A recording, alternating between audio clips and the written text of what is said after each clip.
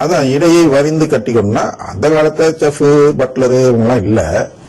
அதனால் அந்த காலத்தில் ஒருவருக்கு மரியாதை செலுத்துவதற்கு என்ன செய்வார்கள் என்றால், அந்த இடையை வரிந்து கட்டி கொண்டு அவர்களுக்கு பரிமாறுவார்கள். அப்படின்னா ஒரு மரியாதையோடு செய்கிறோம் என்று பார்க்கலாம். அந்த ஏப்ரல்லாம் சொல்லுவோம் இல்லையா, அது மாதிரி. அப்ப யாருக்கு பரிமாறுகிறார் என்று பார்க்கும் பொழுது, மகனெனப்பட தகுதியுடையவன் எவனோ அவனுக்கு பரிமாற கடவுள் தயாராக இருக்கிறார். பரிமாறுதல் என்ன, தன்னுடைய நிலைக்கு மேலே ஒரு படி அவனை உயர்த்துவது என்று பொருள் ஆக்சுவலா. ஆனால் இங்க என்ன சொல்கிறான், மேஜையில என்னோடு உணவா இருந்தோம் அப்படின்னு நீ அழைப்பியா, நான் செய்யறேன் அப்படின்னு உணவு அருந்துறதுதான் சொல்றாரு. பரிமாறதை குறித்து இன்னொரு இடத்துல தான் சொல்றாரு. சரியா? அப்ப அவனுடைய அடிமையுடைய கடமை என்ன, உணவு ஏற்பாடு செய். உழுத பத்தாதுப்பா, உணவு ஏற்பாடு செய். உன் இடையை வரிந்து கட்டி கொண்டு நான் உண்டு குடிக்கும் வரை எனக்கு பணிவிடை செய்யும், அதன் பிறகு நீர் உண்டு குடிக்கலாம் என்று சொல்வார் அல்லவா அப்படின்னு கேட்கிறார். அப்ப ஒரு அடிமை நிலை எது என்றால், எஜமானன் அடிமைக்கு பரிமாறக்கூடாது, அடிமைதான் எஜமானனுக்கு பரிமாற வேண்டும் என்ற ஒரு நிலை, சேவை புரிய வேண்டும். இதையெல்லாம் நாம் மறந்து விடுகிறோம். அநேகர், ஏறக்குறைய அநேகர் இதை மறந்து விட்டுதான் பல கேள்விகள் கேட்கிறார்கள். இதை மறந்து விடுவதால் தான் இந்த மற்ற பிரிவினை சபைகள் இருக்கின்றன அல்லவா, அவர்கள் கேட்கக்கூடிய கேள்விகளுக்கு பதில் சொல்ல முடியாமல் பயந்து போய் இருக்கிறார்கள். இந்த நிலை அவர்களுக்கு புரியவில்லை. ஆனால் மகன் எனப்பட தகுதி யாருக்கு வருகிறது என்று பார்க்கும் பொழுது, நாம் இந்த உவமையை விரிவாக பார்க்க வேண்டும். என்ன பார்க்க வேண்டும் என்றால், 4-5 விதமான அடிமைகளை நாம் பார்க்கலாம். ஏற்கனவே சொல்லியிருப்பதுதான், ஒரு அடிமை என்ன செய்கிறான் என்றால், வயலுக்கு போவதாக எஜமானிடம் சொல்லிவிட்டு வயலுக்கு போவதில்லை. இன்னொரு அடிமை என்ன செய்கிறான் என்றால், வயலுக்கு எஜமானுடைய வயலில் போய் உழுது கொடுக்கின்றான்.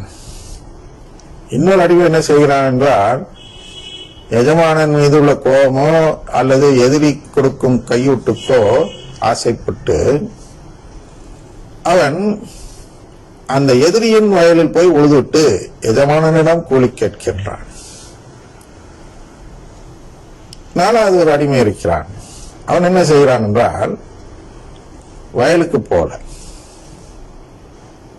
அல்லது வயலுக்கு போய்கொண்டு மிச்சம் இருக்கிற நேரத்தில் அந்த எதிரி எஜமானனுக்கு துரோகம் செய்கிறாரே என்பதை கண்டறிந்து அந்த எதிரியை கொன்றொழித்து விடுகிறான் அல்லது அடித்து போட்டு விடுகிறான் அப்படின்னு வச்சுங்க.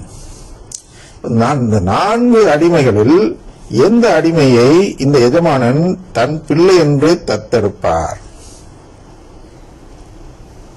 யோசிங்க.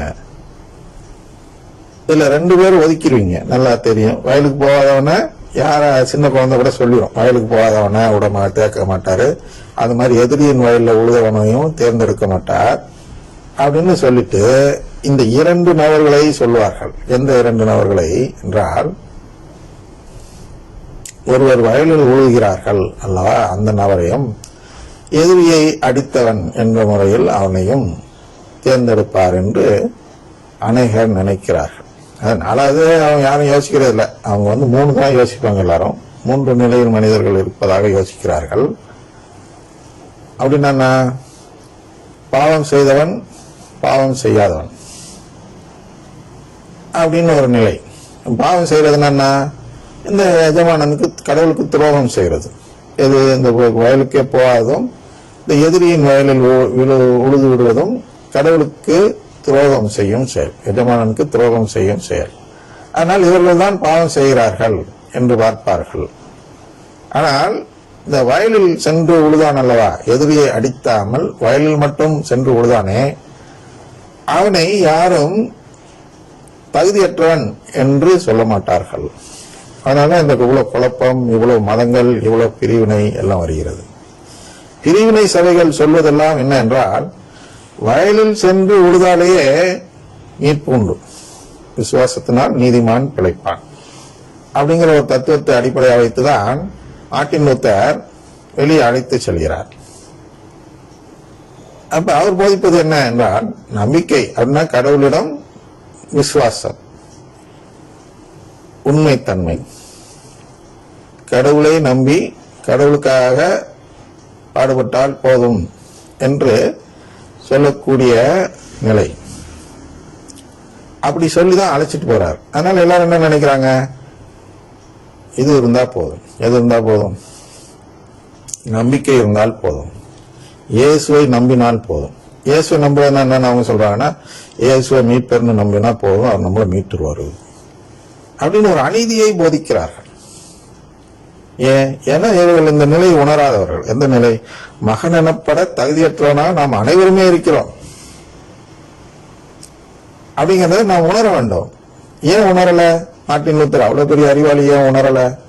ஏன்னா மகன் தந்தை என்ற அந்த உறவு முறையில் அவருக்கு நம்பிக்கை இல்லை. அவர் நம்பினது இயேசு மீட்பர் என்று நம்பினார். ஆனால் இயேசு தன்னை தத்தெடுப்பார் என்று அவர் நம்பவில்லை. பிள்ளைகள் அடாப்ஷன் என்று சொல்றோம்ல, சந்தான தத்தெடுப்பு. உண்மையிலே கடவுளுடைய பிள்ளையா நாம் மாறுவோம்னா அவர் நம்பல.